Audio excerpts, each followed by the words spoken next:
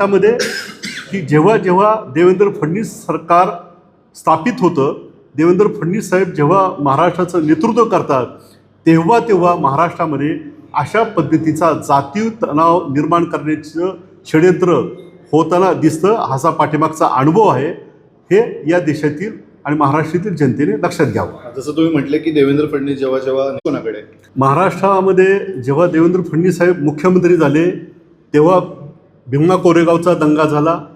त्याच्यानंतर कोपर्डीच्या ज्या अत्याचाराच्या घटना घडल्या, त्याच्यानंतर काही आंदोलनं झाली आणि महाराष्ट्रामध्ये जातीय तणाव निर्माण करण्याचा प्रयत्न झालेला ही हिस्ट्री आहे. आणि म्हणून की महाराष्ट्रातील जनतेने या विधानसभा निवडणुकीमध्ये जो कौल दिलेला आहे तो महायुतीच्या बाजूने दिलेला आहे, जातीय तणाव निर्माण न होण्याच्या बाजूने दिलेला आहे, महाराष्ट्रामध्ये शांतता नांदावी या बाजूने दिलेलं आहे, महाराष्ट्र विकासाच्या पथावर जावं याच्यासाठी दिलेलं आहे, हे त्यांनी लक्षात घ्यावं.